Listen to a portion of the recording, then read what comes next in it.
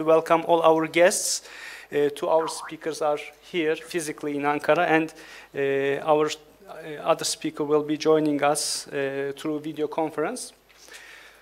So, Balkans for some time has not been at the center of attention of world political agenda, as we all know. And from the perspective of Turkey too, there have been more pressing issues. But as the Balkans is one of the neighboring geographies to Turkey and has very strong connections with Turkey in terms of economy and society and politics, at SETA we try to always keep an eye on the developments there, and with different events and publications we want to cover major issues. And the journal Inside Turkey, which is a quarterly academic journal published by the SETA Foundation,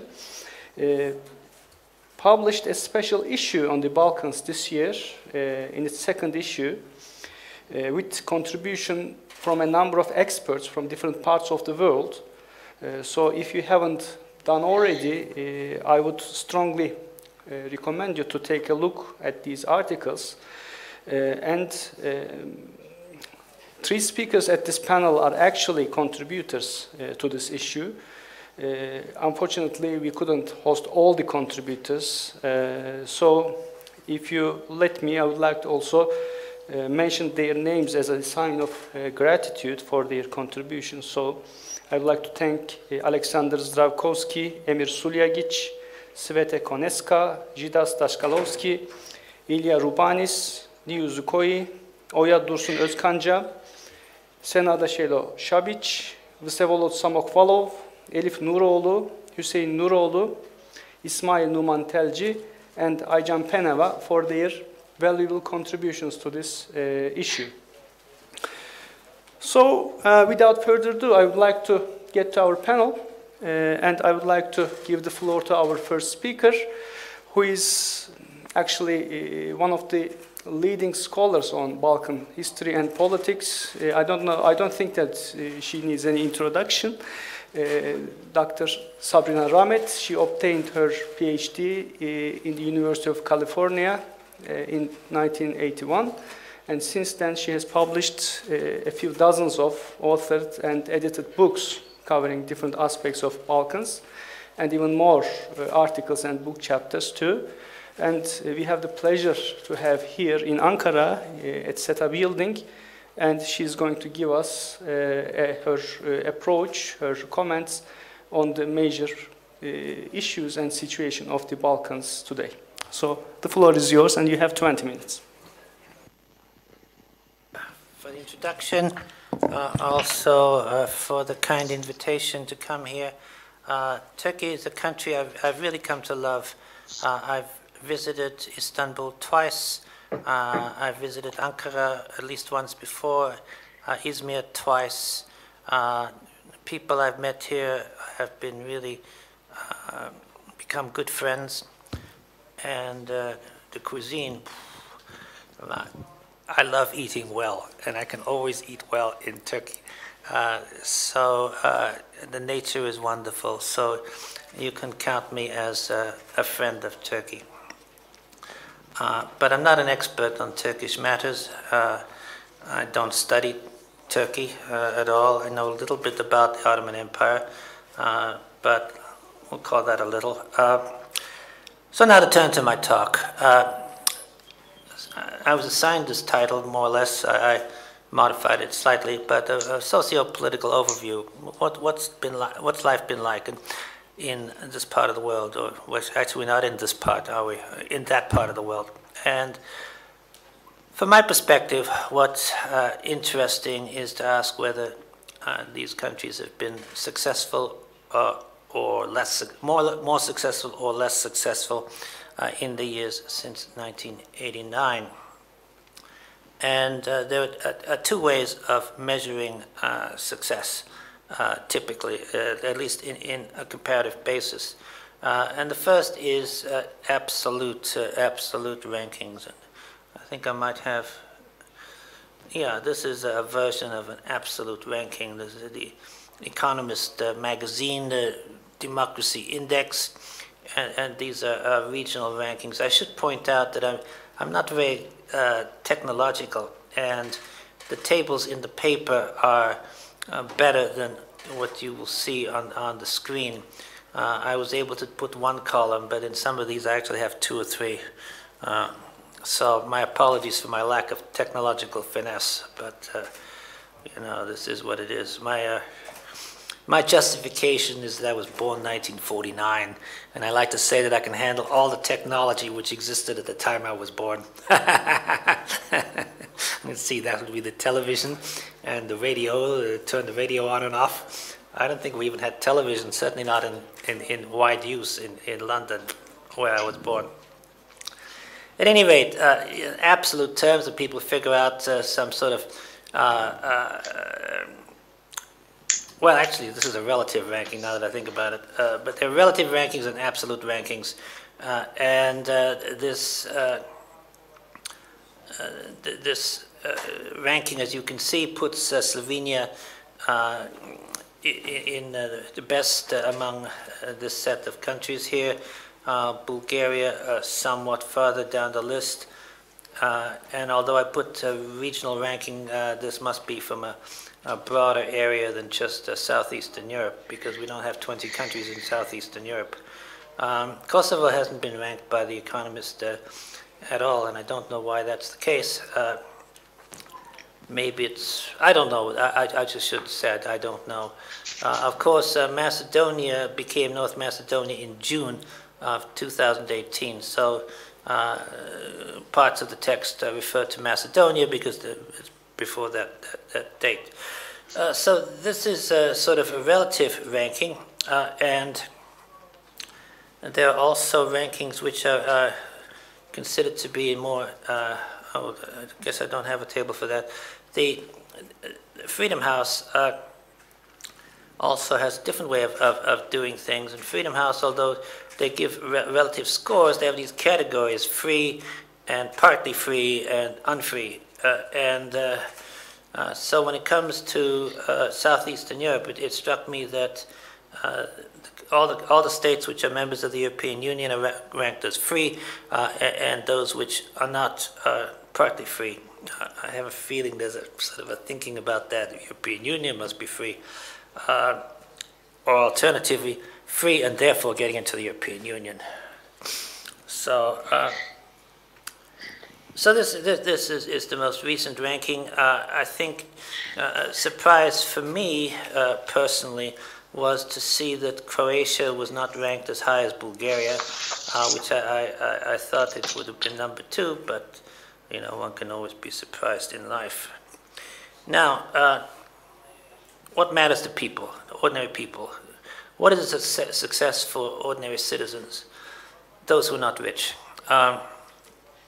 Well, actually, unemployment is a major issue. If you're unemployed and not rich, it could be a problem. Poverty is also another measure of how well people are living or not living, and corruption, because with corruption, you have the necessity to make side payments just to get basic services done. In Romania, I'm told that if you need a friend who's from Romania, if you need to get an operation, you can wait 3 or 4 months and not get the best medicine, no problem. If you want to get operated faster and you want the best medications used, then a little side payment could help. A birthday gift for the physicians, for the surgeon's daughter, for example. This is hearsay, but it's something I trust. Corruption, then. Again, we see that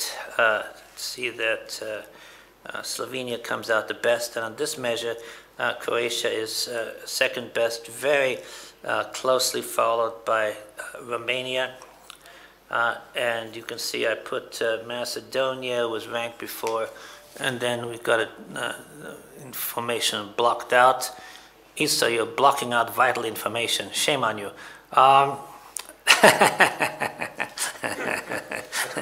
It's not the first time. Before the countries change their name. So corruption can take a number of different forms. One form you can see in Kosovo, where you have this multiplication of ministries, that a political party is in power, and the people in power want to have positions for members of the party, maybe even members of their extended family. So in 2012, in addition to the Prime Minister, there were 6 deputy Prime Ministers, 19 ministers, 33 deputy ministers, and 162 advisors. Now, one reaction is to say, wow, that's formidable, they must be doing great things.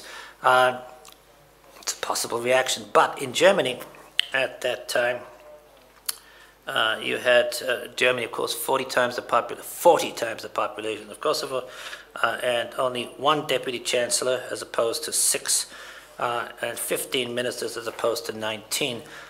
So that suggests that maybe some of these ministers are appointed for political reasons. Another example comes from Croatia, the Rukotvorina company, which was manufacturing women's leather accessories. It was going up for privatization, for sale. It had been a state-owned company, and they took bids. Now, the Croatian ruling party was as it is again, the Croatian Democratic Union, the HDZ. There were 3 offers. There was an offer of 5 million German Deutschmarks from the company's managerial board. And you could say, okay, you know, they're there, they know the business. That could be a plausible bid. Second was a higher bid, 8 million, German marks, from an Italian businessman of Croatian origin. And then there was the lowest bid of 3.5 million from 2 inexperienced businessmen, but they were members of the HDZ, one a football player, former football player, the other a veteran of the war. You are thinking of my interests. You are so kind. I love you already. Thank you.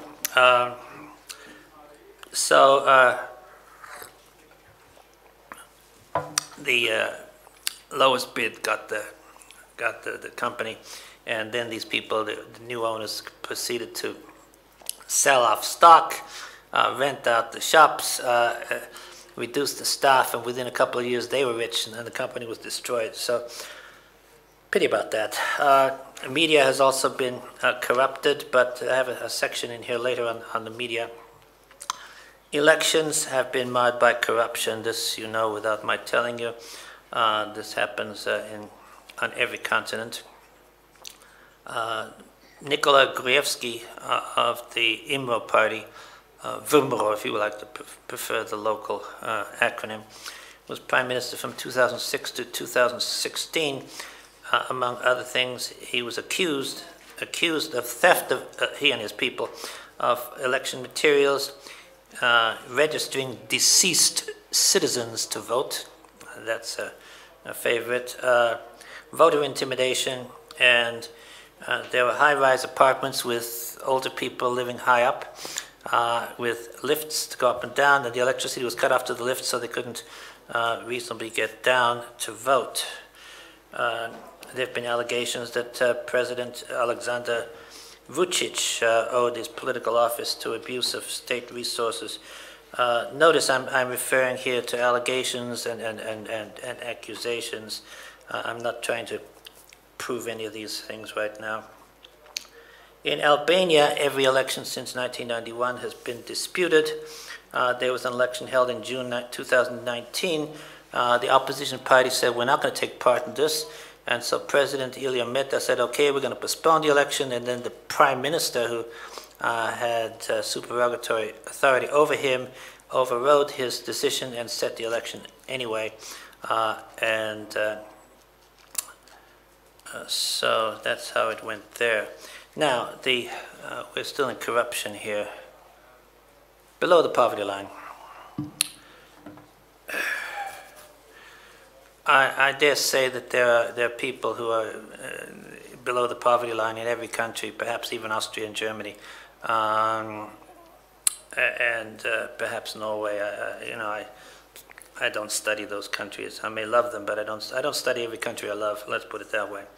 At any rate, here you can see that it's rather mixed results. These are the latest figures from the CIA World Factbook, the latest figures.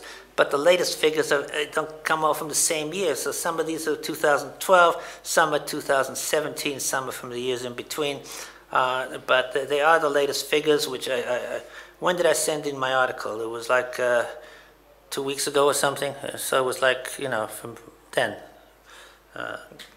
But if you compare the figures, which there's a table in the paper, which is not coming up on the screen, if you compare the figures from 2003-04 with these figures, you can see that there's been improvement in terms of lowering the number of poor in Slovenia, Croatia, and Macedonia, now North Macedonia.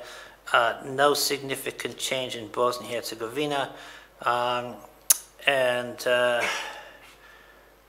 For some of these places, Kosovo, you can't even make a proper comparison, because a realistic comparison, because there were no data. There were no data assembled for Kosovo as an independent unit in 2004, because it was not at that time an independent unit.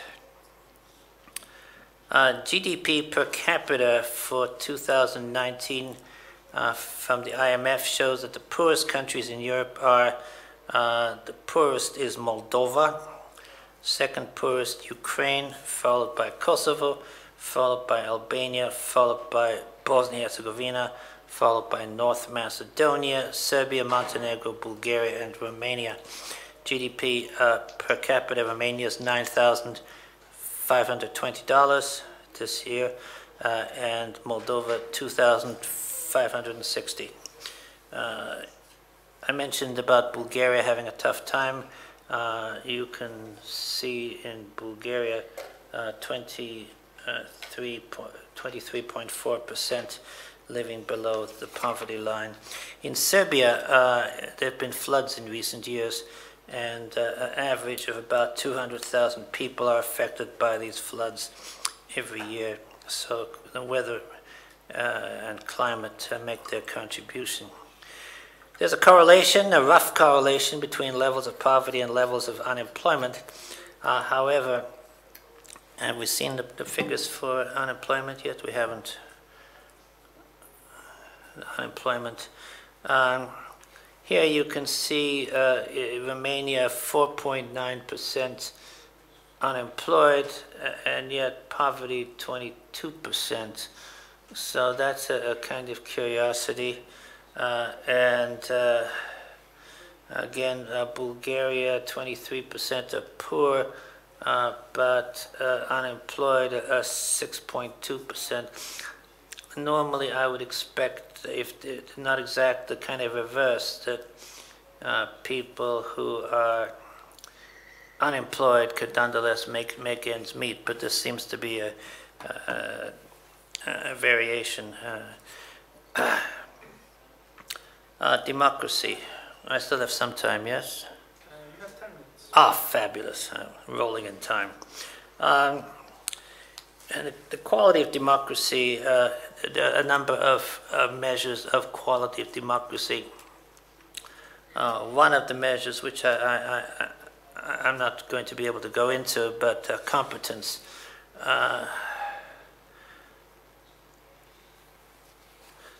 When one gets to be my age, when you get to be my age, you will have seen many incompetent people in your life.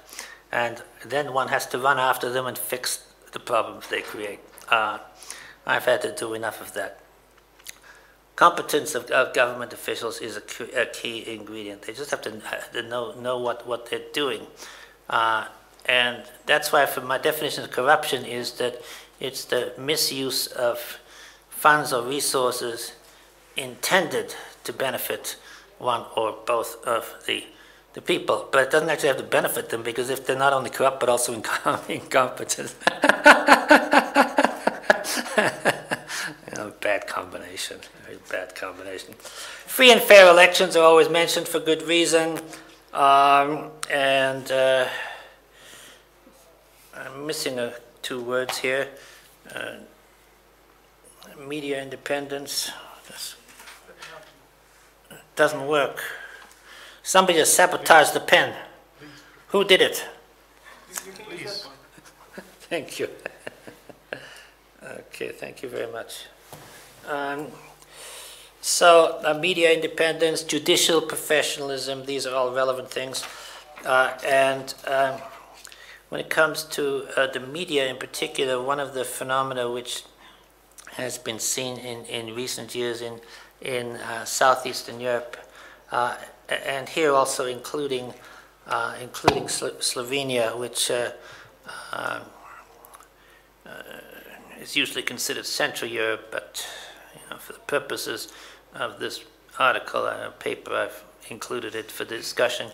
Tabloidization with publications becoming more interested in being profitable, and then they discover that what people really want to read about is not necessarily the most serious news. I had a long conversation with a broadcast journalist in Slovenia who was complaining to me about this very issue. And there's also, I've seen for myself on the stands in Zagreb, tabloid newspapers, and of course Serbia also has this. But the key to media freedom, and keep in mind that media freedom and media professionalism are distinct. You can have an unfree media which is very professional and puts out good things, good, useful information. Obviously, it's going to be, limited, but you can have a free media which puts out complete junk. Any of you have been in an American supermarket and you see these newspapers right by the casa, right by the cashier. This is complete junk. What is the purpose? It's entertainment. Now, perhaps some people buying and reading those things will actually believe it, believe what they read. But it's entertainment. That's what that is. There are other things which are more serious matters, though, than tabloids. Most people can recognize a tabloid when they see it, and that's selective reporting. There are companies which have investments in not only media but also, for example, cigarettes. A company which has an investment in the media and cigarettes is not going to want to spend much time, if any, reporting about the problems that cigarettes do for people's health. If anything, they're going to prefer to have people saying, well, this is still an open issue, we're still studying this, there could actually be health benefits, let us say. Don't believe it.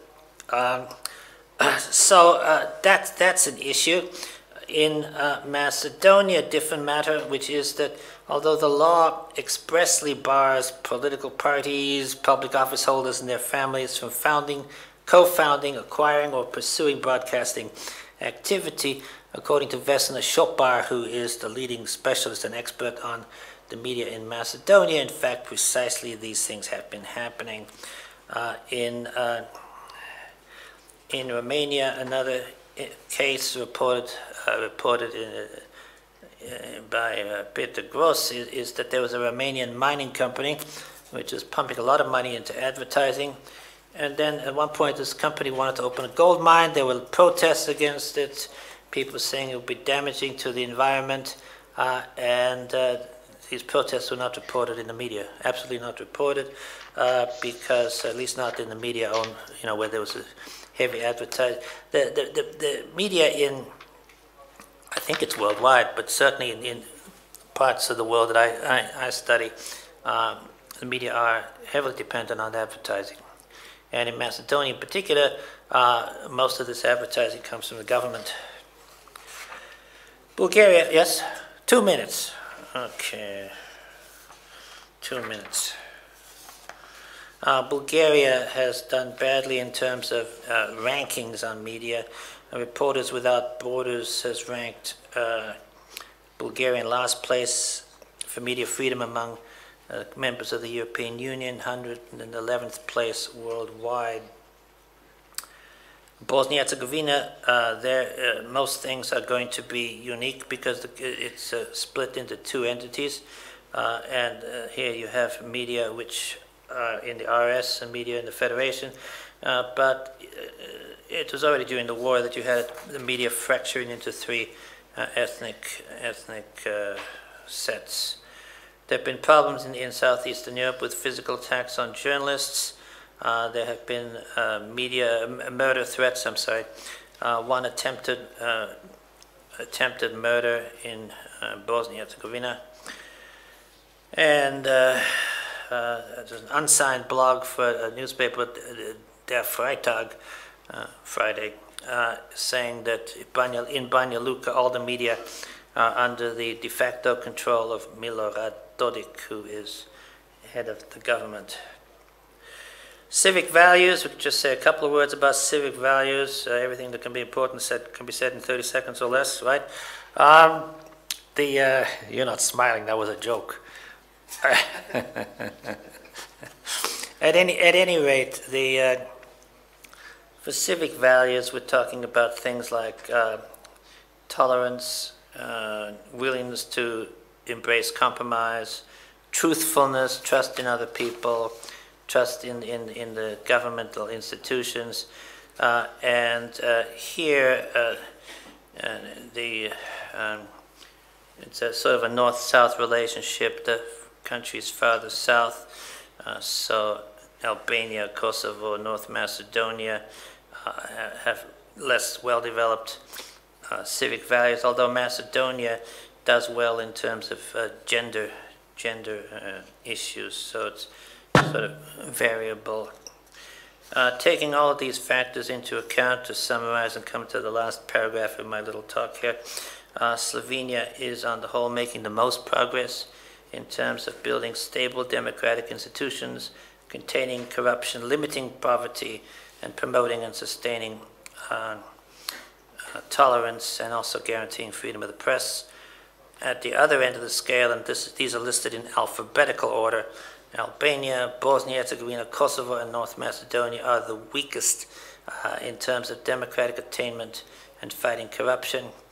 And the three which have been ranked by Reporters Without Borders lowest for media freedom are Bulgaria, Montenegro, and North Macedonia, again in alphabetical order. It's hard to be optimistic about any Southeast European countries other than Slovenia and Croatia, and part of this is sheer poverty and unemployment. And for my part, I'm worried. And, you know, when I say worried, that means empathy. That means these are places that I love, people I'd like to see do better. And I'm worried about the situations in Kosovo, Bosnia and Herzegovina, Albania, and North Macedonia. Thank you for your attention.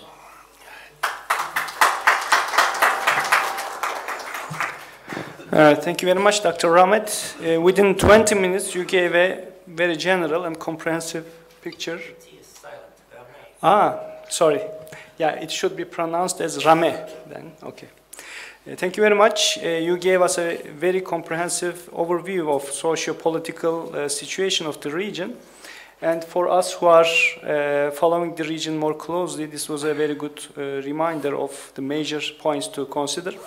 And for those who are not that familiar, and I'm sure that there are some within the audience, this is a very good infrastructure for understanding the next two interventions. So I would like to go to our second speaker, Dr. İsa Blumi. Because of a last moment situation, he was unable to travel to Ankara, but he was so kind to participate in our panel through video conference. Dr. Blumi is also a very prolific scholar in the fields of history and politics in the context of Balkans. He obtained his PhD in History and Middle Eastern Islamic Studies from New York University, and now he is a senior lecturer and associate professor of Turkish Studies at Stockholm University Institute of Turkish Studies. So, Dr. Blumi, if you can hear me, the floor is yours, and you have also 20 minutes. All right, well, thank you very much. I will try to be as succinct as possible. There's quite a bit to cover. Firstly, I would like to thank SETA for putting this event together and organizing it. Again, my apologies for not being able to show up. And I'm hopeful that the next time I will be the first one through the door, if it's possible. It's also a great pleasure to see my colleagues on the screen. It's been many years of collaboration with Dr. Rahmet in many different genres of scholarship, but I think our shared contribution to the latest issue inside Turkey is actually a very important and insightful, no pun intended, intervention for those readers who are not necessarily keeping up to date about what's going on in the Balkans. And if I could, in some ways, pat myself on the shoulder and proceed now for the next 18 minutes to extend further my own contribution to that special issue, which was more or less written in the spring of this year. Things have, for better or worse, continued as I analyzed at the time. I actually started the article with an extended quote from Albin Kurti, who will now most likely be the next Prime Minister of Kosovo, per the rather unsurprising results of the recent elections, the October 6 elections in Kosovo. The elections themselves is a reflection and a response to structural weaknesses, not only in Kosovo or even the Western Balkans, but maybe in the entirety of the European project. As we've seen recently, the accession discussions between North Macedonia and Albania has been interrupted as certain members of the larger EU, in particular France and Denmark, have nixed the possibility of further negotiations about expanding Europe's union into certain key parts of the Western Balkans. And this has repercussions for a number of other issues that I would like to briefly mention, maybe to initiate a conversation in this panel or for future Q&A or even the future contributions via SETA or otherwise. Firstly, as I noted already in the summer or in the spring of this year, tensions within the various Albanian-speaking communities scattered throughout several countries of the Western Balkans was a reflection of this perception of the lack of progress. The lack of progress, first and foremost, in terms of the kinds of quality of life that people were expecting after many decades of sacrifice, direct conflict, consequences of warfare, the sacrifices in terms of dramatically changed infrastructure of their economies, the concessions given to especially European partners, but also the United States and the larger global community in respect to liberalizing their economies, exposing their granted let's say, antiquated industries, but nevertheless industries that did employ large numbers of people, especially in Kosovo and Albania. Whether or not they would have survived the competition with the larger world, it is nevertheless an enduring problem in these societies that has resulted in articulated resentment about the process of being liberated, if you will, from the past. So post-conflict and post-communist regime, West Balkans has a long-term problem with who benefited from this process. And the results from this latest elections in Kosovo, and most likely the new elections that we're going to now take place in both Albania and in northern Macedonia, will be yet again a collective vote of dissent, of frustration. And I'll start with Kosovo and probably just stick with Kosovo as just using that as the platform for us to maybe discuss further this larger thesis that I think has manifested quite well with the results of the October 6th elections in Kosovo. Vetëvendosja, which means self-determination in Albanian, is a political party that has been built entirely on opposing this process of post-conflict interventions from the outside world, whether it be the OSCE, whether it be the UN and UNMIK administration, whether it be the EU and the United States presence there. Albin Kurti, who himself was a political prisoner and only released after the events of NATO's intervention in 1999 had ended, someone who had led students already in the mid-1990s and had been a very articulate and maybe somewhat antiquated Marxian voice of critique of the process of Western intervention in Kosovo after 1999, is now likely to be a prime minister who already, with the few days of his recognition as the victor of this election, has already stirred caused some concern in the larger diplomatic community, especially in the West and the EU, and the United States. And his platform, his legitimacy, his mandate is indeed to push back at decades now of frustrated attempts at integrating Kosovo into a successful transition society. The numbers that one gets from economists or from EU or UN reports are inadequate, especially with youth unemployment well over 50%.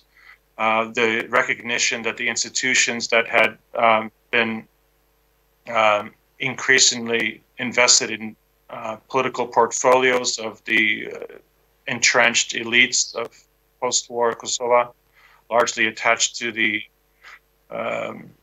former resistance army, the KLA, and its fragmented, no longer aligned political elites who emerged out of it. Vetëvendosja, Albin Kurti's party, was really the only voice that was either excluded from or remained vigilantly and principally in opposition to this cozy relationship between political elites, the few economic elites who benefited from this process, and the EU, UN, and the United States. And so it's kind of ironic, but completely predictable that people in Kosovo would recognize Albin Kurti's vigilant resistance to this period of transition in the form of EU hegemony, if you will. EU and American dictates about who and how post-war Kosovo would proceed with integration into the larger global community will now be in negotiation first with one of the layovers of the old period, pre-war period, the LDK, the Democratic League of Kosovo, Ibrahim Rogova's party, a party that was willing and often demonstrated its ability to negotiate with Milosevic's government throughout the 90s, has made the transition to being now recognized as, at least by a quarter of the population, as inseparable from the future of Kosovo. So whatever form the coalition government takes, most likely between these two parties, you will see a very outspoken prime minister with some allies in his party pushing for a number of things.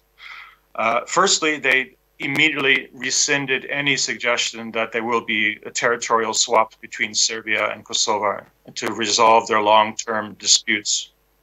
And this is for the Americans, who recently iterated once again that this is not a possibility.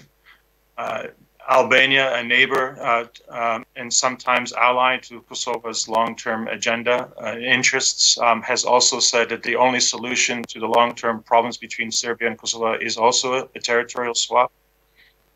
And this will constitute a long-term debate that could lead to government instability within Kosovo over the next 6 months to 1 year. Richard Grenell, a special envoy to the Serbian-Kosovo negotiations recently appointed by Washington, has made it quite clear that they will have to proceed as the previous negotiations, often secret, very undemocratically, were taking place between Hashim Thaçi, the president of Kosovo, and Vučić and his people behind closed doors. A similar kind of territorial swap agreement was made with Montenegro the year previous, and had initiated, in fact, the political instability, if you will, that led to the collapse of Ramush Haradinaj's government and this new elections of October 6th. So we have a political party that will most likely take on the portfolio of prime minister and maybe even foreign ministry that has explicitly said that they are not interested in negotiating Kosovo's territories. That on principle, the idea of swapping territories on the basis of who lives where as a majority is a very dangerous one. Something that I think many of scholars of the Balkans have long lamented, that this was indeed the criteria of so-called resolving conflicts throughout the 1990s. Clearly, they have not. And it's set a very dangerous principle that is being applied, of course, in the Middle East as we speak as well. Vetëvendosje's platform, if you look on their website, what they promised, their priorities once taking responsibility of government, includes an immediate setup of ministries that will take on a certain set of principles that are non-negotiable. They insist that the institutions of governance need to be reformed quite vigorously, which is an indication of their, what they believe is their mandate from over 26% of the population. More importantly, a big majority of the diaspora, who are the ones who actually keep Kosovo's economy afloat. So this will be some leverage now for the upcoming months of negotiation between specifically Vetëvendosje's faction of this coalition government and the rest of the political elite in Kosovo. They've also insisted on reorganizing Kosovo's economy and its foreign policy. Foreign policy, again, vis-a-vis Serbia, is that they will refuse to negotiate over land disputes, but there are probably other points of contention here that not only make messy the story of Kosovo's reconciliation with Serbia over the long term, but most likely these other more recent attempts by neighboring countries to create some kind of cohesive economic unit, this Balkan Schengen agreement between Serbia, Albania, and Northern Macedonia may be somewhat undermined by this new government in Kosovo, if indeed Vetëvendosje and Albin Kurti maintains this platform of changing Kosovo's track, foreign affairs track. It's going to fight corruption. Now, this is very interesting because while corruption is something that everyone recognizes and acknowledges on the street level, at the institutional level, it's been hard to actually get politicians to fess up that there is a problem of corruption inside their institutions. And Vetëvendosje has been on more or less throughout its career, its history as a political party in opposition, has been highlighting the extent of the corruption. And the accusation, the finger does not extend only to Kosovar actors, but also to the external actors who very much helped shape the political and economic trajectories of Kosovo since the war of 1999. So this will be a confrontation, perhaps. This is a recipe for a constant confrontation between political parties in Kosovo, but also with Kosovo's foreign partners. And this indeed opens up an interesting arena for analysis as the months turn into enduring conflicts of interest in a number of sectors. Also, very importantly, one of the platforms that Vetëvendosje says they will initiate immediately upon taking power is to improve the conditions for women in Kosovo. And that probably entails not only access to positions of authority, you will most likely see some real power handed over to women in the new government, but also at the various levels of the medium tier of government, where women are underrepresented, as well as, of course, women getting a chance to be more active in various social, cultural sectors of Kosovo society. So these platforms are interesting, but these are platforms that will, of course, face resistance. The Americans have already said that they're going to insist that we continue with these negotiations vis-a-vis territory swaps. The relationship between the Americans and Albin Kurti at the personal level are not very good. Albin Kurti has been very public over the years, again, not only condemning the failures of Kosovo's political elite, but also the relationship that Kosovo has with its Western partners. And we will see how effective this new representative of Washington can actually be in bringing Belgrade and Pristina back onto the negotiation table, if not about territorial swaps, about something more productive, perhaps. The problem is, again, Dr. Blooming, could you wrap up in 2 minutes, please? Yeah. The problem, again, is that Europe and their partners in the larger Western Balkans and the larger Balkans seem to think and seem to insist that the only way moving forward is to continue with this policy of exchanging territories. And this bodes poorly for Bosnia and Herzegovina. This most likely can open up a can of worms in other situations elsewhere in the Balkans. And it's something that needs to be, I think, debated further on. Quickly, one of the beneficiaries of this failure by the EU to at least allow North Macedonia and Albania to come to negotiate will be Russia, obviously. Turkey will also likely benefit and continue to benefit by their investment in forging strong relations with Serbia, with Bulgaria, and perhaps Northern Macedonia. There are also problems that are related to the events happening in the southern areas of Turkish borders. Many Kosovars and many other Balkan citizens who have been participating in this terrible war in Syria have left a legacy with children and wives who have come and joined them in northern Syria. And this is an ongoing issue for Kosovo in particular, what to do with these families. How are they going to be reintegrated into society if they are in fact physically brought back to the Western Balkans? So unfortunately, this enduring question about whether or not Albanian governed territories in Kosovo, in Albania, and in coalition with Northern Macedonia can actually deal with their various problems, such as migrants who had moved to war zones in the Middle East, such as these issues of political asylum. That is apparently one of the big issues for France in particular, in dealing with and allowing Albania and Northern Macedonia to actually start negotiations again in regards to accession. So these are also other problems that I think adds and make even more complex whatever Albin Kurti, Vetën Vendosja, and his coalition will actually bring to the table regarding Western Balkans moving forward. So thank you very much.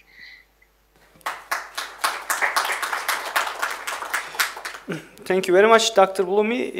You focused on Kosovo, and Kosovo is indeed one of the countries which will have enormous influence on the future of the whole region, with its domestic developments and also with its relations with other countries. And at this moment, we see an increased uncertainty with regard to both.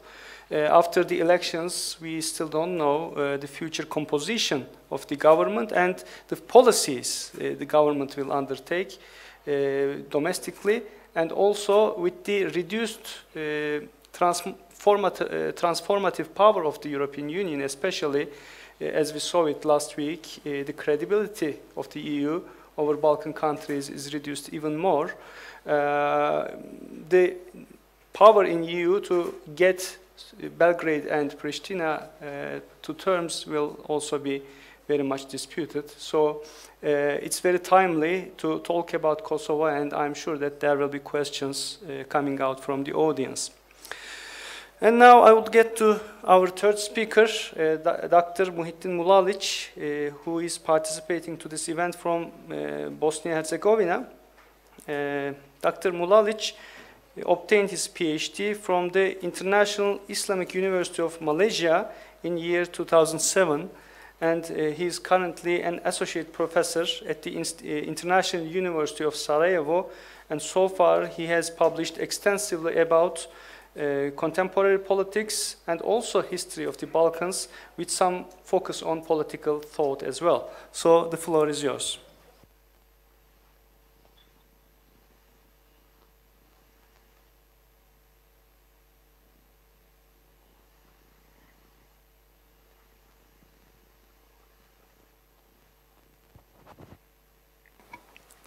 Dear professors, excellencies, students, ladies and gentlemen, it is my honor to be here today. I would like to thank the SETA Foundation for organizing this panel, and of course for giving me an opportunity to talk about Bosnian politics, rather certain kind of the prospects and challenges in Bosnia and Herzegovina within the context of the Western Balkans politics. First of all, I would like to make the reference to the panel itself. The panel, the title itself would tell us a lot about the Balkans and would tell us a lot about why do we focus on something. And what is something? It is security. So two terms that we can notice in the title itself: Balkans at a crossroad. Therefore, we have the term Balkans. More importantly, we have the term crossroads. And therefore, whenever we talk about the Balkans, we use certain words that are rather certain kind of metaphors. So we use the terms like crossroads. We use the term like a transition. We use the term in-betweenness. We may use the recent terms that were also developed, the Balkans itself being at the fault lane. We also go back to the term that is furthermore extended or developed from the term Balkans, Balkanization. Therefore, what we are talking about? So we are talking about divisiveness. We are talking about the ethnic quarrels and the ethnic struggles. Overall, we have, excuse me, we have in our mind the conflict itself. We have in our mind destruction itself. When we look at the Balkans itself has a history, and the Balkans predicaments of today, whereby we are always talking about something what is negative. We are talking about the conflict, or we are talking about the security, goes back to the history. And the negative connotations of the image of the Balkans goes back to the Balkan Wars. Prior to the Balkan Wars, we talk about the Ottoman period. We talk about the Ottomans who were looking at the Balkans and who were utilizing, if I may use the modern term, the Balkans. Some of the greatest viziers actually came from the Balkans. Poets, writers, architects, officials came from the Balkans. And the Balkan was good then, in our perceptions, or their perceptions in the past. Then we had the Balkan Wars in 1900, and therefore after that we have overall the change of the perception of what the Balkan is. So then after the Balkan Wars started, the Balkans started to be looked at from the negative perspective. the same perspective, negative image, was rather revived in 1990s. And after 1990s, we are in 2000, or we are now in 2019. Basically, nothing has changed. In the past 100 years, the very term that we are using in the panel itself, Balkans, is very much appropriate. And also very much the other term, Crossroads, is also very much appropriate. Why it is appropriate? Because when we are talking about the Balkans, we are talking about security. And even my speech that I'm going to deliver about Bosnia is going to be negative. Why? Because I'm going to address certain security questions. And therefore, when we talk about the Balkans, we go back to Huntington and we go back to the Balkans at the fault lane. Balkans being at the center of what? Of insecurity and instability. And for that reason, the Balkans itself is of the interest of all of us. Professors, students, diplomats, journalists, poets, writers, you know, all of us.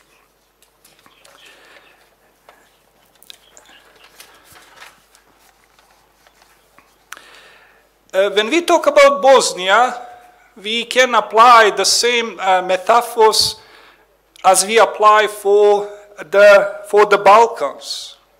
So what is Bosnia? Yeah, what is Bosnia? What do you have in your mind when you think of Bosnia? So what is coded and what is framed in your mind when you think of Bosnia? Of course, you think that Bosnia is a divided nation. And you think that Bosnia is an impossible nation. So this is what you think. And why you think in that way? Because your thought and your perceptions or your views are coded and framed already. There are also certain reasons why Bosnia and Herzegovina is, in our mind, impossible or divided state. First reason is Dayton Peace Agreement. Second reason is the application of ethno-political model in Bosnia and Herzegovina.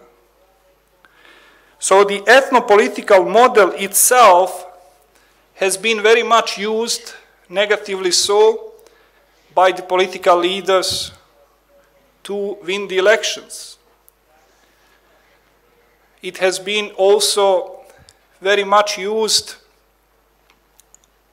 by the political leaders to stay in power, to keep the power themselves. It has been very much used by the nationalists to polarize and divide the society. Basically, ethno-political model itself has been a very good tool in the past years since the signing of Dayton Peace Agreement. Also, talking about impossible state, talking about failed state, talking about divided state, it is something that has been also very much articulated by the Serb intellectuals and then, of course, by the Serb politicians, both in Serbia and, of course, in Bosnia and Herzegovina. If you follow daily discourse, you will find out political discourse, you will find out that they are the ones who are always talking about Bosnia's failed state, Bosnia's impossible state. Even when you go back to the books written by the Serbian authors, one of the well-known author, Nenad Kecmanović, he actually wrote a book, Impossible State. So based on that book, the Serbian foreign policy and Serbian relations with Bosnia are actually established or are based. Now I would like to move on and then apply this metaphor of dysfunctioning of the state to the last general elections in Bosnia and Herzegovina, which were held on October 7. 2019. So basically 1 year after. What is 1 year after? 1 year after is a political deadlock. 1 year after, we don't have the government. 1 year after, we also have the nationalist political parties who are talking about, who are being involved in the process of forming the government. But of course, it's very long. Come on, 1 year. It's too basically long. Why they are having a problem of forming the government? Because they have their own conditions. Croat political parties, they condition establishment of the government with the changes of the electoral law. Milorad Dodik puts up the condition of rejecting Bosnian NATO membership.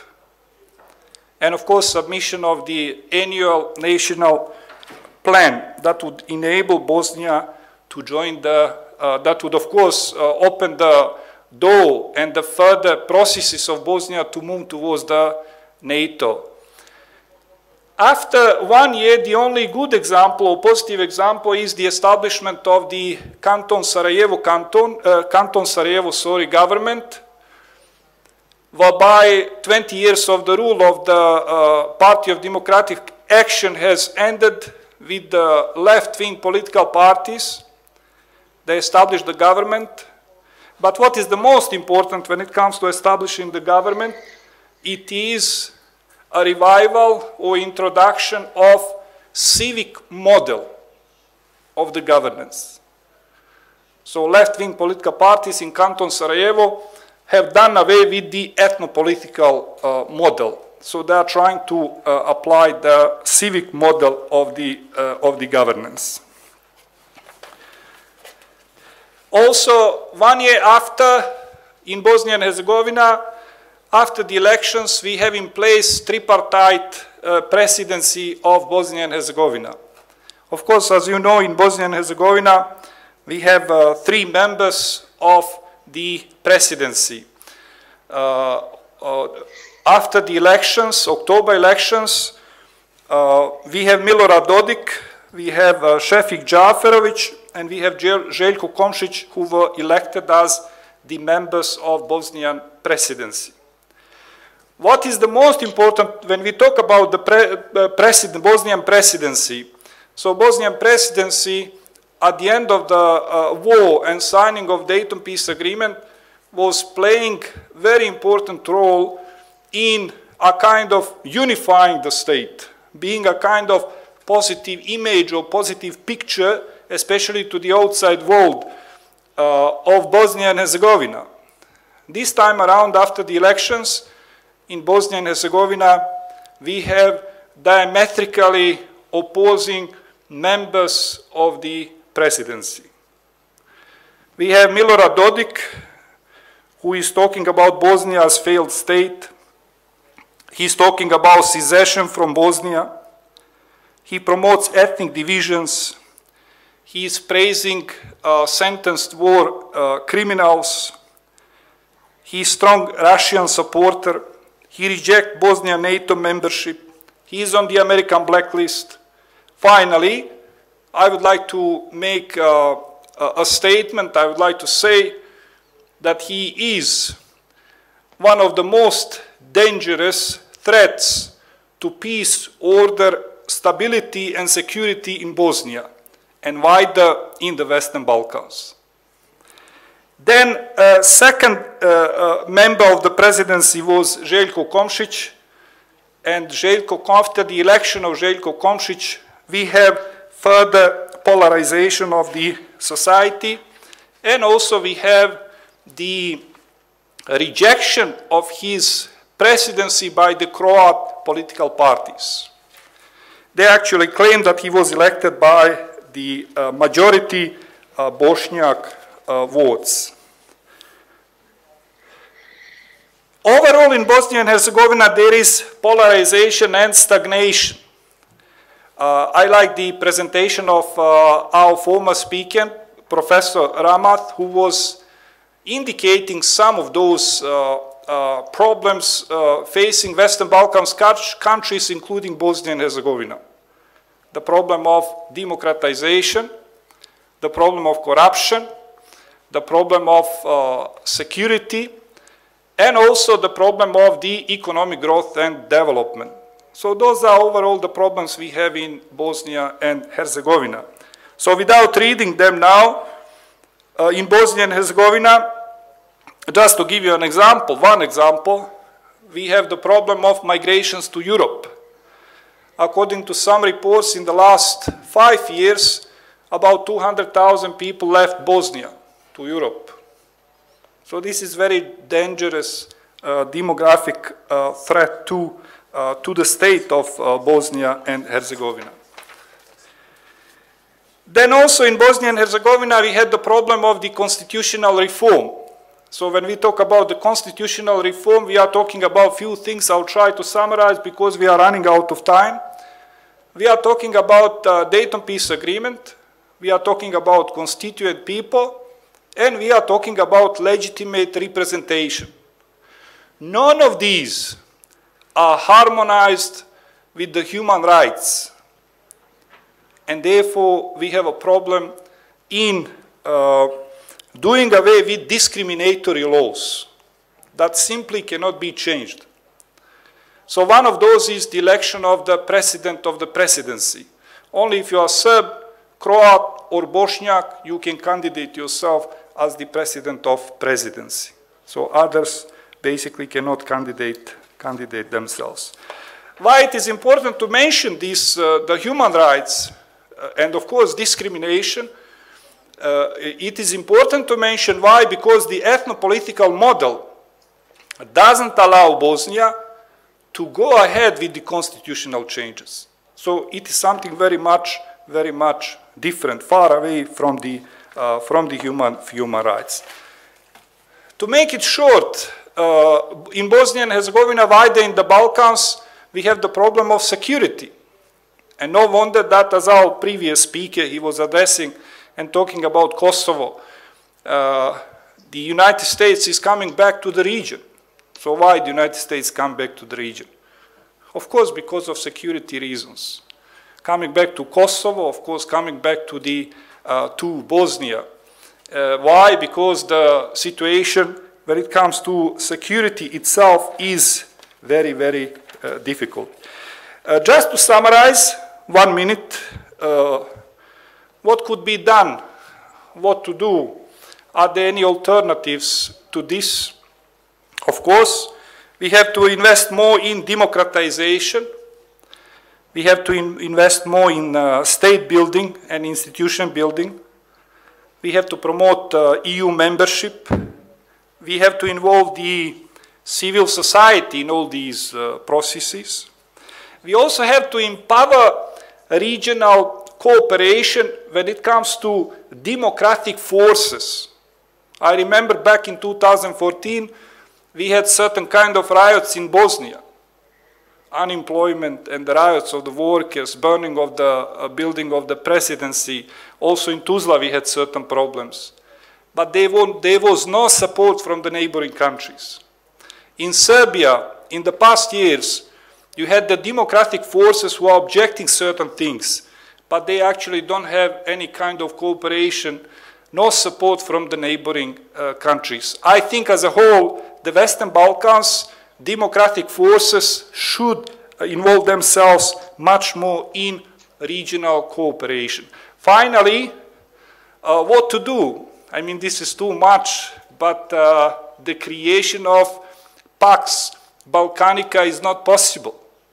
So, you know, going back to Pax Americana or Pax Ottomanicana or Pax EU, so basically it's not possible. But I think strongly that all of us, our leaders, our societies, NGO sector, we must work more on economic growth and development. We must work much more in raising employment rate in our countries.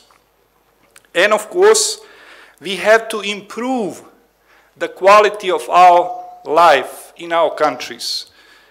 and then we will bring back the region to the stability, to peace, order, and we will prevent, of course, further migrations and depopulation from our countries to Europe.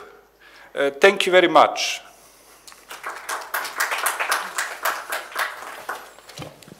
Thank you very much, Dr. Mulalic.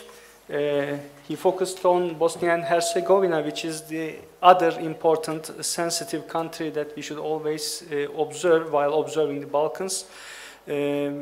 Because of its special internal structure, there are always problems with reform. And now we have also problems, as we see, because of the lack of the government. We have problems of a general will within politics. So it can lead to certain graver problems if this situation goes on like this. So after your speech, the picture is a bit bleak, but at the same time, we can think of some innovative solutions, maybe from this room too, from questions and answers. So I would like to open the ground to questions, if you have any. Dr. Ramet will be back in a while, but at the same time, we have two speakers here. So if you have any questions, please go ahead. Yes. I do have a question. My name is Dino. Thank you for inviting me here as well. I have a question for Dr. Blumi, if that is okay. All right. Since Kosovo and Metohija is Serbian southern province in process of being forcefully taken away from Serbia, what will the harsh consequence and reality regarding security on Balkan and Europe be after this illegal overtake of Serbian territory?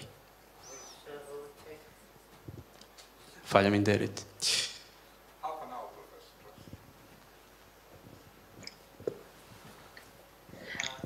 Could you hear the question, Dr. Blumi? Yeah, I heard the question. Yes. It was more like a statement, but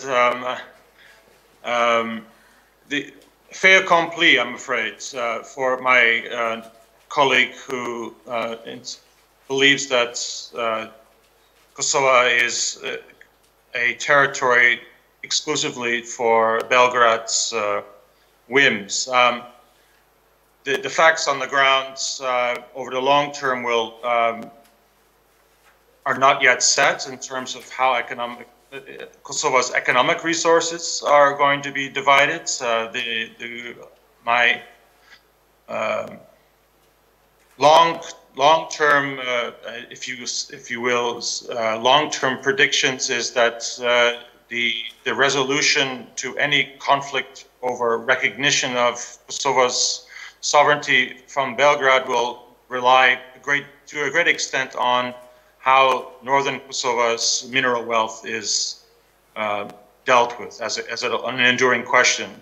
Conflicted claims of ownership extends to these deals made in the 1990s between Belgrade and some French investment firms. And I think these things will at some point come to the surface again. Another flippant way of answering this kind of half question is that just be careful what you wish for. Does any country that has spent the last century trying to subdue and brutalize the indigenous population of a region ever think it's wise to try to forcefully reintegrate that territory into a larger enterprise? In the form of a larger regional union, that's something that's a possibility.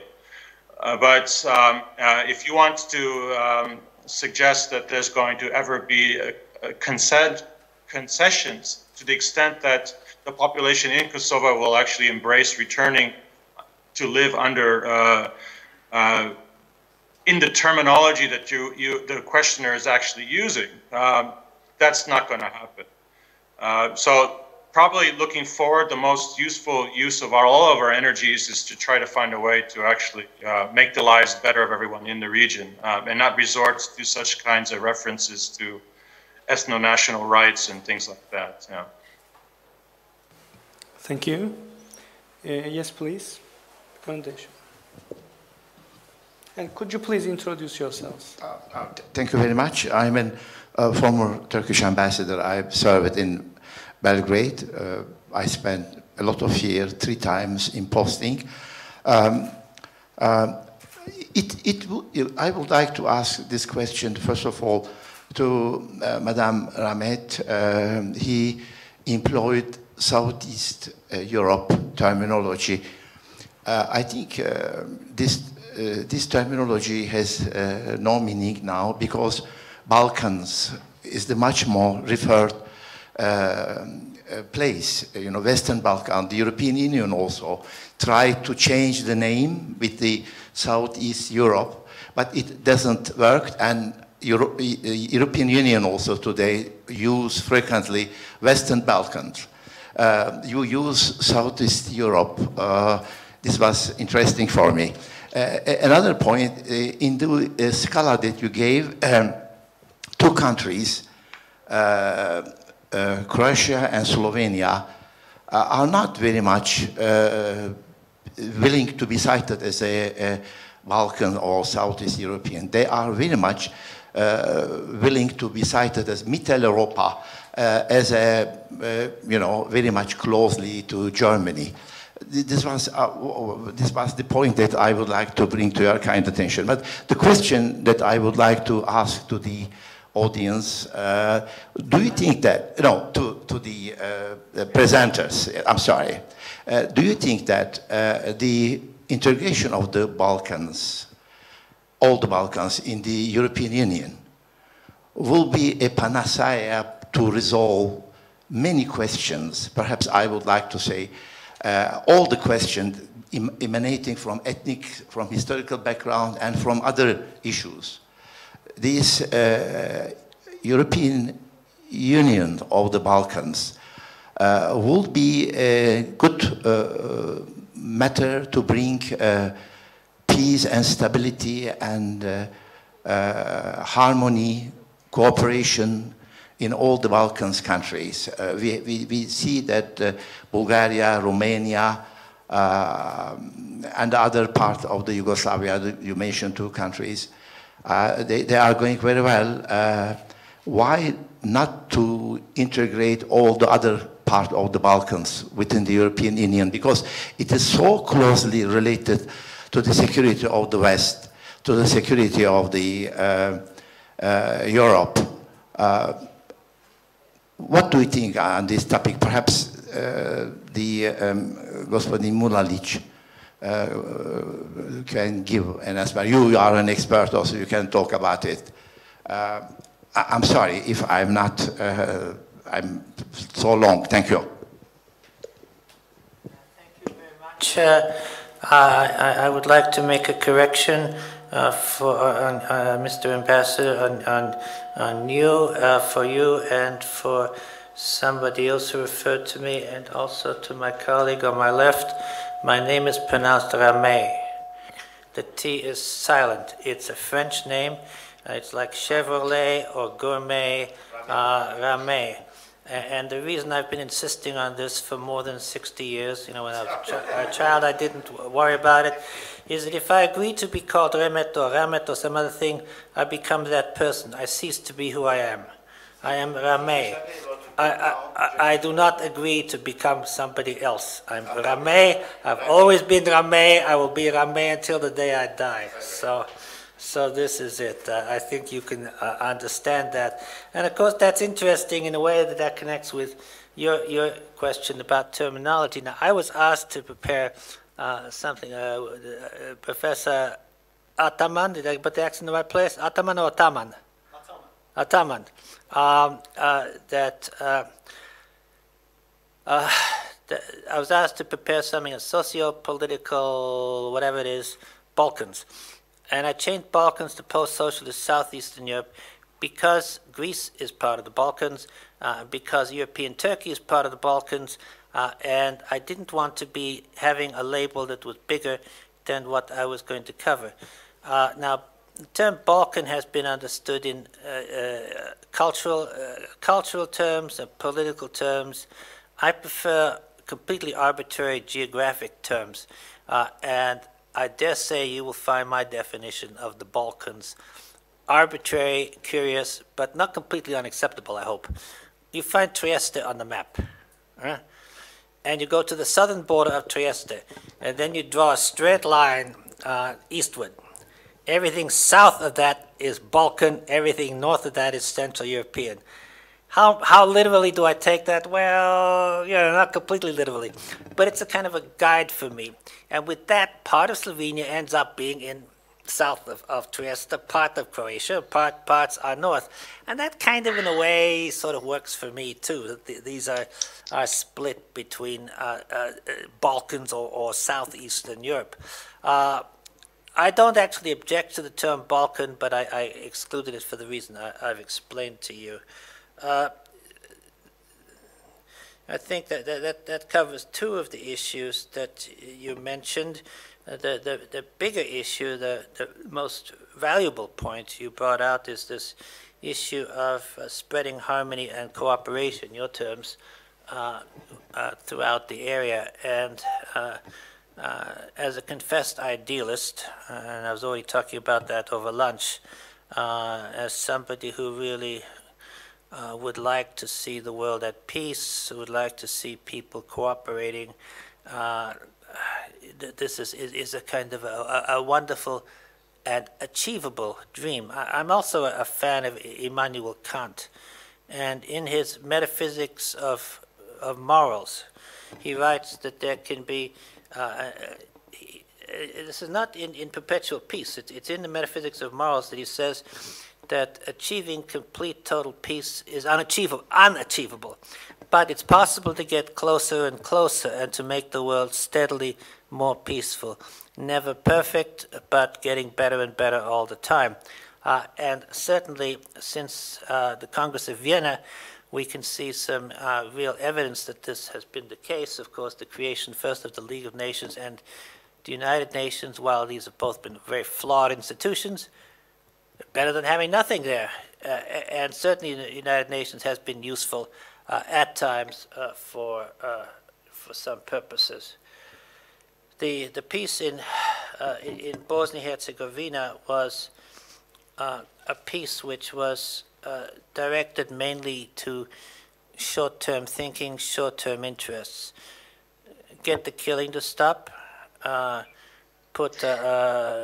give credit to the three people who were negotiating it, Tudjman, Milosevic, Izetbegovic, and it was also useful to point out the obvious to Bill Clinton, who could say, hey, through mediation of my envoy, Richard Holbrooke, we've now achieved peace, and this was helpful for his re-election. So these were the issues, and any of us who cared about the area, as I did and still do, would have been painfully aware that this peace, while it had some good features, was by virtue of creating two significantly autonomous entities, virtually independent, didn't look like it had the makings of a long-term solution. And yet, we can look to the issue between Israel and Palestine, which, got into this. There was the war of 1948. The Palestinians lost their land. Israel took everything. And there's been constant talk about, and of course, Palestinians have some form of autonomous self-government. Don't press me on that point. I don't know much about it, not beyond what you can find at CNN. But the point is that all these years later, what is that, 70 years later, 71 years later, it still looks like a plan in progress, an issue that remains to be resolved. If it could take 71 years and still no resolution there, it could take at least that long in Bosnia-Herzegovina. But I agree very much with the point you made that it's important to help people live better. And people can live better even within, let us say, sad developments. And I'll close with just a reference to my mother's country. My mother's country is not the same as my mother country, you understand. My mother's country, she was born in Austria, Austria-Hungary, in Vorarlberg, the westernmost province of Austria. Austria-Hungary was a big country. Wow. Some people even thought it was a great power. It was a great power as long as Metternich was there making everything, doing things very smart way. Once he was off the scene, then the real strength or weakness of Austria-Hungary became, and it wasn't Austria-Hungary till 1867 anyway, but it was a big country. And then at the end of World War I, it was stripped down to next to nothing. I mean, what do you have? Vorarlberg, Tirol, Steiermark, Oberösterreich, Unterösterreich. I mean, it's a tiny country now, but the people live well. Most of them have gotten over it, and just figure, well, we've got our traditions, we've got our prosperity, we've got our lives, and be happy with that. And I think that maybe Austria could be a model for the world. Dr. Blumey, would you like to add something to that? I'll be short. Just one needs to look at the experience that everyday Greeks had with integration to the EU, and they would probably offer an alternative solution is advisable for those countries that are still seeking ascendancy into the Union. We must always consider the economic consequences to being integrated in such a manner that there are things that global economic interests have identified as crucial or interesting, and the consequences on the ground for those people who could benefit from, let's say, maybe more in a sovereign way, exploiting those resources as an independent country, not reliant on servicing the interest of conglomerates who are corrupted Brussels, means that maybe the solution over the long term for people in the Balkans is not to jump onto the bandwagon of the EU, but look more critically at what has actually happened. And as the world is dramatically changing anyways, the next global financial crisis is either reached us already or it's going to happen soon.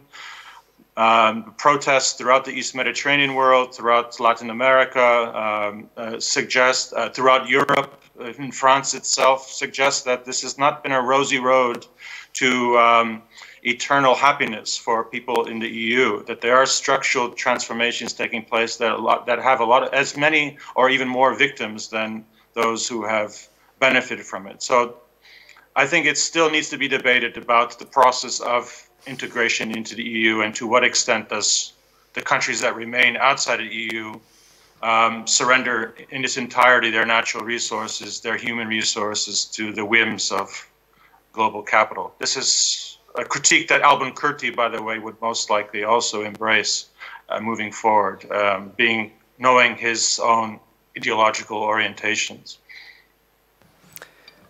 Yes, thank you. Maybe that's another topic that we should have a panel about, but I don't know when. Dr. Vlahovic, yes. Thank you very much, Your Excellency, for asking this fundamental question. Yeah, what is the solution for the Balkans? First of all, delays in the EU integration has already affected significantly and negatively, so of course, the Western Balkans countries. Overall, there is the apathy of the masses, and they actually don't believe now that much in the EU integration, which is a problem in itself. What could be the alternative solution? Of course, the alternative solution would be enhancing and then promoting regional cooperation within the Western Balkans countries. So in this regard, Turkey is doing fine. So when it comes to trilateral relations between Bosnia, of course, Serbia and Turkey.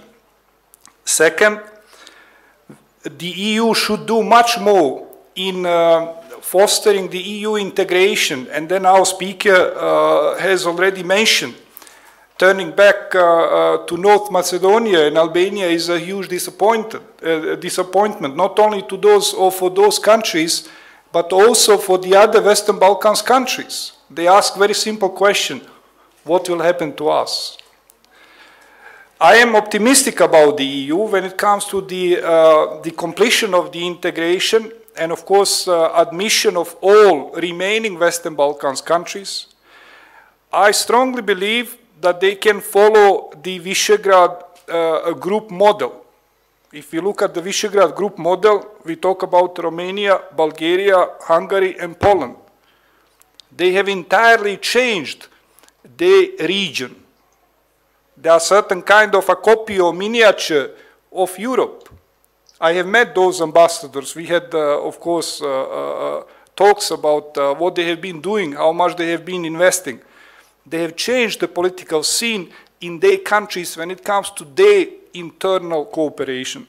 I strongly believe that with the EU admission of remaining Western Balkans countries, of course, we can foster greater integration. And of course, in the course of the time, we can solve quite many of those remaining or outstanding questions. Thank you. Quick questions. Just let's have the questions, and then I'll turn to the speakers. My name is Cihan Dinçer from TİKA. I have two related questions. First one to Mr. İsa Blumi. Do you have any timing estimation regarding to territorial swap, which is on the horizon between Kosovo and Serbia? And you are working about Turkish studies in Stockholm, and from an outside perspective, what is the Turkish position regarding to this territorial swap, and what is the possible risk and opportunities for Turkey? Briefly, if you respond. And related second question to Mr. Muhyiddin Mulalic. And you mentioned about impossible state, impossible nation, and unhappiness of the common public. And do you foresee any similar territorial swap or Serbian annexation of Republic of Srpska, or similarly, I mean, ethnically division and then ethnically unification? And what is the possible NATO reaction about this scenario? And what is the possible Turkish reaction, excluding from NATO, on this context? Thank you. We have another question there. Yes, a very short remark, if I may. My name is Ilir Dugoli. I'm just newly arrived Ambassador Designate of Kosovo here in Ankara. And thank you for such a, let's say, refreshing panel. I was looking forward to meet in person Professor Blumi, of course, old friend, but also really glad to see here Professor Rame and Professor Mulalic. Read as student, of course, many books of Professor Rame, so, and I'm looking forward to read those by Professor Mulalic and all of that.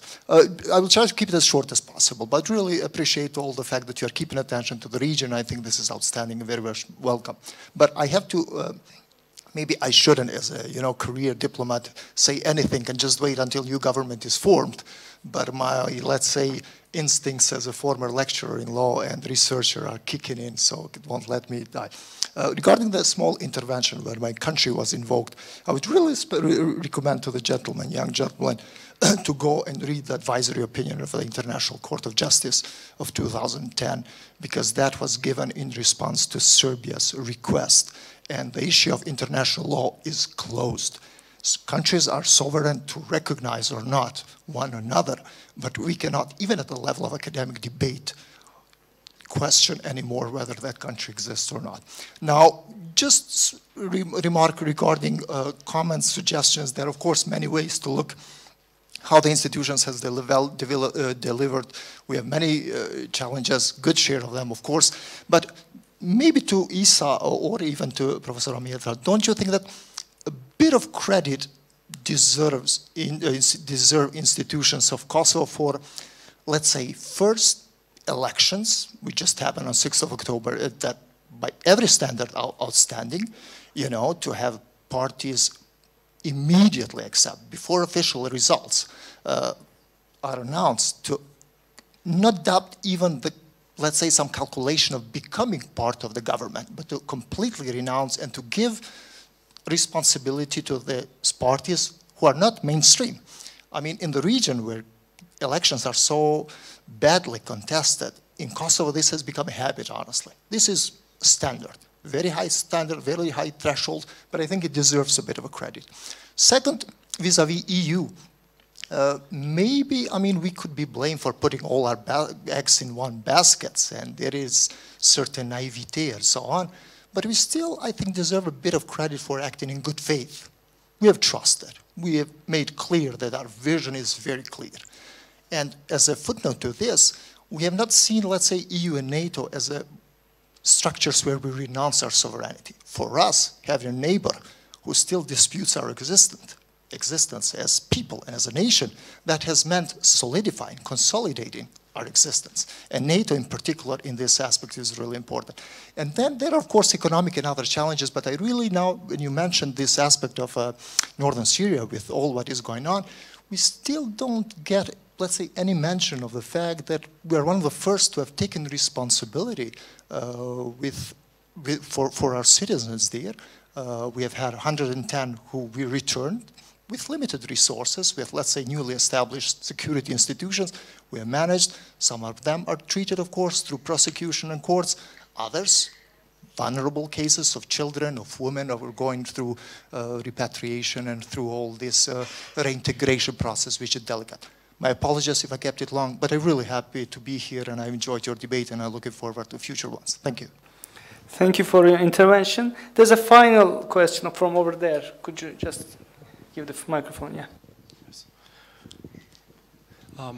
Thank you for the panelists and giving the very good insights of the Western Balkans. I have basically two questions.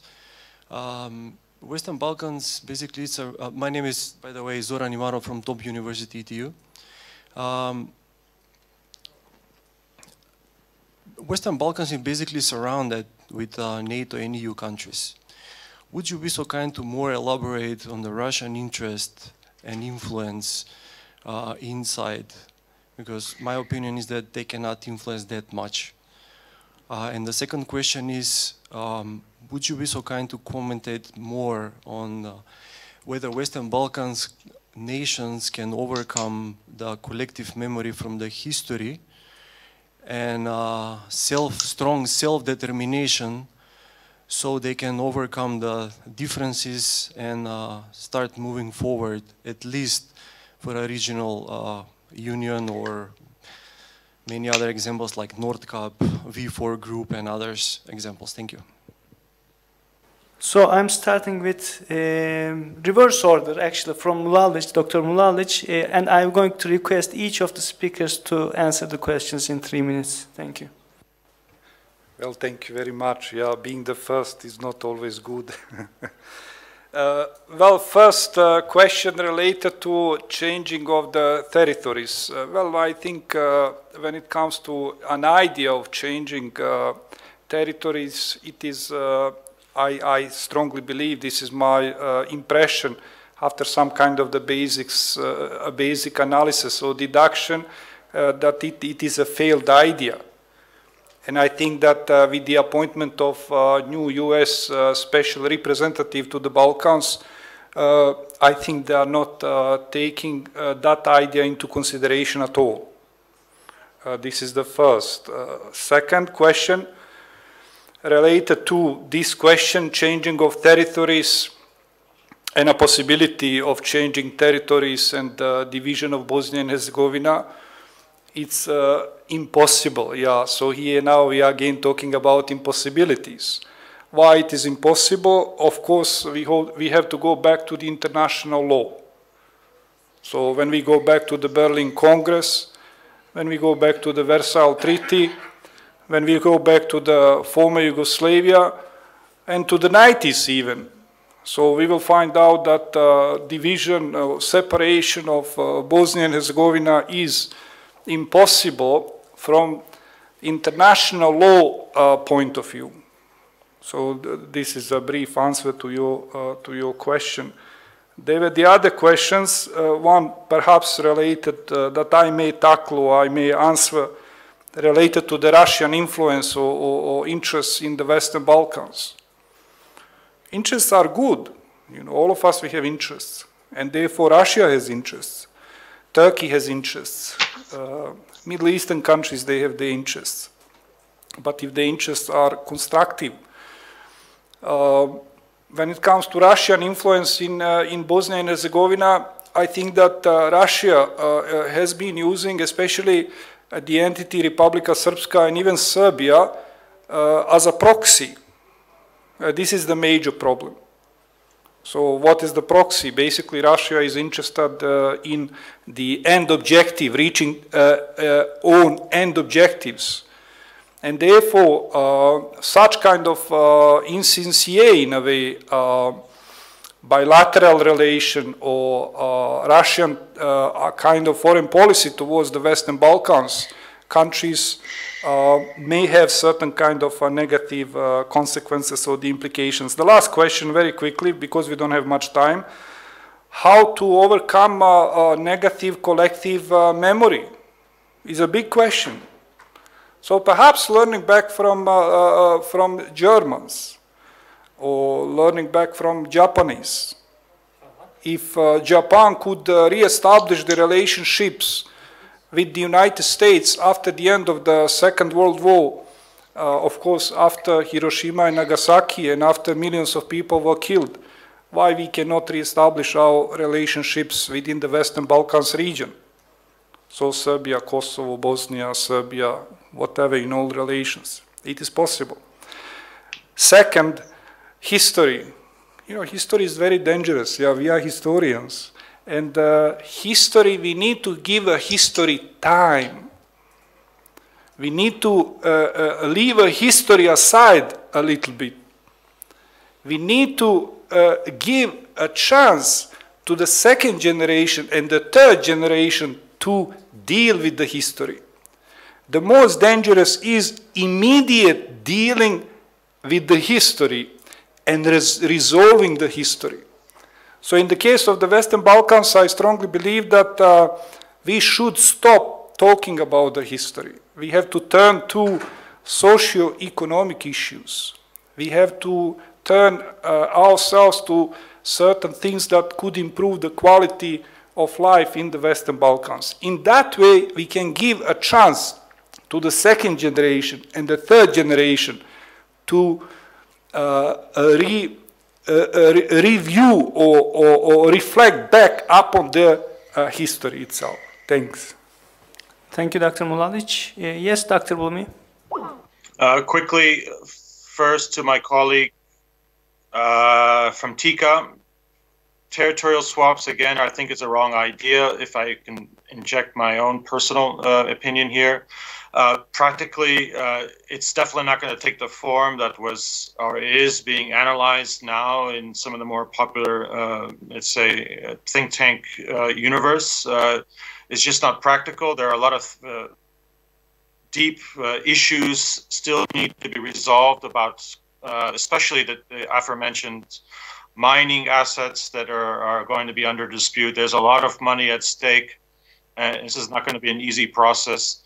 And just to adopt the model of anyone who lives in an area should be determining how a country's boundaries should be drawn on the basis of an ethnicity or a religious orientation is a wrong way forward. Kosovo can be a country that is a home to peoples of wide variety of ethnicities, so-called ethnicities, religions, orientations, and certainly the younger generations have proven that throughout the Balkans, in fact. One could, without the intervention of the EU and NATO and think tankers who still like to look at the world in these abstract forms and solidifying difference, you go to how young people in the region socialize. They clearly have stepped beyond the 1990s. And so maybe that's an answer to the last question too about the possibilities of solidarity. Yes, self-determination is essential, one that it's not determined by political parties that are geared entirely to reinforce differences, but one that embraces a collective shared future, one where there are consequences for unjust use of natural resources, an unfair distribution of the wealth of the region. These are legitimate questions that can easily cut across any of these divides that we think exist. Quickly, Russia does have a role to play in the region. Obviously, that it would be childish to continue with this language of demonizing an evil empire, a new evil empire. I think the realities on the ground, it's 6% of investment in Serbia actually comes from Russia. So they're actually a very small player in these so-called important allied economies. So over the long term, economically, Russia has obviously with the pipelines and the Gazprom links to Europe, which will eventually have to figure out its own energy issues, whether it goes through Turkey and the East Mediterranean, or whether it comes from Russia. That's something that Europe as a whole will have to resolve. Clearly, Europe is divided on this. So the Balkans will be very important to this, just by the very fact that geographically they're in the middle of all this. And yes, finally, to my brother from Kosovo, of course, one wants to applaud the successful elections. It is something that we all collectively must say bravi to Kosovars, despite even the attempt to sabotage it by that ugly gesture of poisoning some of the boxes that came from elsewhere. Nevertheless, there were it was a very successful and recognized and embraced results of an election that was fairly debated, let's say. Now, where we move forward, however, and do we see intransigence? Do we see the rule of law actually takes precedent over the explicit and unvoiced interest of both local players and regional and external players is an important process moving forward. Unfortunately, Kosovo has not had sovereign control over its destiny until now, and this is what I think people have voted for and voted about in this last election. So, inshallah, we will have over the next 6 months to a year an ability to talk more openly about this and where we can go with possible alternatives other than just simply bowing to dictates coming from abroad, which are not necessarily serving the interests of the people in Kosovo itself. Thank you. Yes, please. My colleagues have had 5 minutes each. I'm sure you would like me to have 5 minutes as well. The question about from the gentleman from Tika about territorial swap, and from the gentleman from Top University about Russia and Serbia, these have been adequately answered by my colleagues here. I agree with everything they've said, so I have nothing to add on those issues. The remaining two issues are Kosovo and let's call it collective memory, since that term came up. So I'll talk about those two things briefly. First of all, in terms of Kosovo, Mr. Ambassador, I gather you've read some of my writings, and so you know that I could be seen as a friend of Kosovo, or Kosova. I'm so used to calling it Kosovo. When I do that, it's not disrespect. It's just long-term habit. In my writing, I've tried to show how the Kosovo Albanians were misused in the interwar period, how things went in World War II, how they were disadvantaged during the years of Tito and Rankovic, and even after Rankovic and under Milosevic. But I've also tried to show how a very creative response, self-organizing, and even having a education that was outside of the official school. So I give the Albanians of Kosovo credit for that. I also agree with my colleague Isa Blumi that Kosovo deserves a lot of credit for getting going with its independence, creating institutions, etc., etc. But I don't think it's unfair to point out that it's been rocky. The United States, in the early years of the American Republic, had something called the Alien Sedition Acts, which was a really wicked piece of legislation pushed through by John Adams, the second president, and quickly withdrawn by his successor, Thomas Jefferson. And it was, among other things, an effort to muzzle the press. And that was in the United States. I'm writing now a book on Germany, and looking at how West Germany got going. The first issue that the government of Adenauer took up was, let's have an amnesty for all these Nazis. He didn't put it quite like that, and certainly not the big Nazis. He didn't want an amnesty for those who'd done major crimes, but the sort of low-level people who'd been members, maybe couldn't be implicated necessarily in a certain crime, maybe could be implicated in some ways. There was an amnesty. It was a big amnesty and covered a lot of people. It was controversial, certainly at that time, and the fact that it was part of the sort of rocky road to independence, and there were other issues which afflicted West Germany. West Germany had a big advantage, which I hope it comes for Kosovo's way, but the economy quickly got booming, and then you had the Marshall Plan. If there could be something, a Marshall Plan for Kosovo, that would be very nice, certainly for the people. The key to any country's economic success is to make the most of the resources that are there. And it's not just mining. Apparently there's ski resorts in Kosovo. If this can be pitched, tourism. It's a pity that so many monasteries are no longer existing, because that could have been a source of income. But make the most of what you have, and I think that there could be slowly things getting better. Things got slowly better in America, and maybe not quite so slowly in West Germany. Overcoming, was that the phrase, overcoming the past, stop talking about history? Oh, that's a nasty tell. Historians, stop talking about history. What am I going to talk about? Car mechanics? Car repair.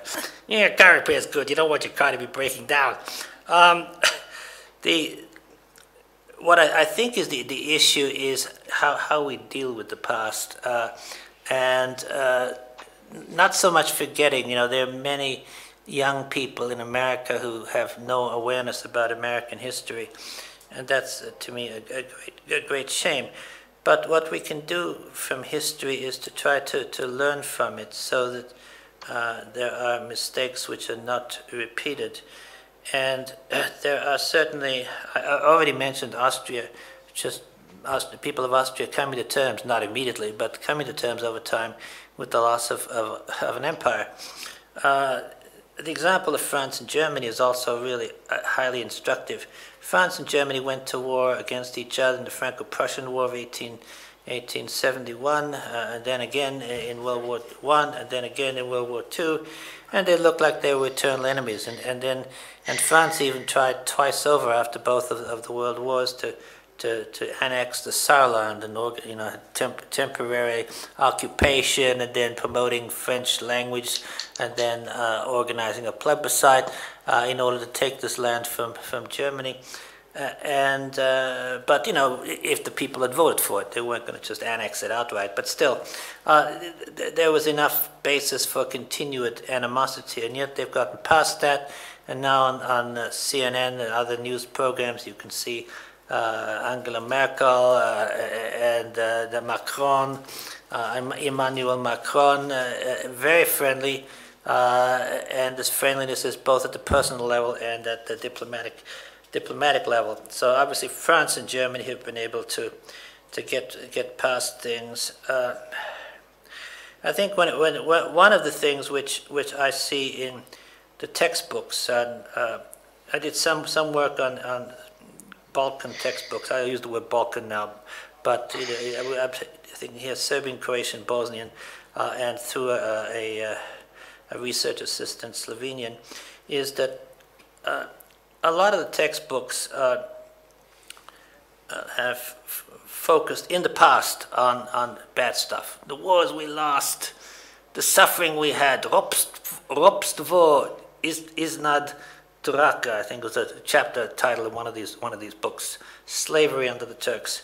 And this is really this is promoting bad feelings. The textbook, history textbook, can also highlight the good things. And finally, just to make to put things in a comparative perspective, in the United States, if you go to places like New York or California or Washington State, you want to talk about the American Civil War. Yeah, well, why are we talking about that? You know, that's the past. Like, forget it. But you go down to Georgia or Alabama, places in the South, and you might find, as I've found, still some active interest. I mean, more than 100 years later, 150 plus years later, and there's some people who still feel energized by that. And I remember a tour of, it was New Orleans, Louisiana, and there's a YMCA, and in front of the YMCA there was a statue, I guess he was probably pointing with the right hand, of Robert E. Lee pointing, and he's pointing northward. And the tour guide made this joke that he was by the YMCA building because YMC stands for Yanks May Come Again. So in the South, the past is remembered in a bad way, but the point is to remember the good things of the past. That's the way forward. Thank you very much. It was a very instructive panel. I think we did not only talk about problems, but also all the speakers provided some solutions, although long-term solutions, but still better than nothing. So I would like to thank everyone, also the audience who participated in this panel, and I will welcome you all to our future events. Thank you very much.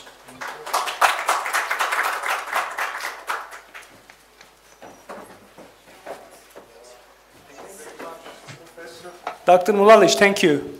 Sorry, Dr. Blumi, thank you very much. See you. Yeah.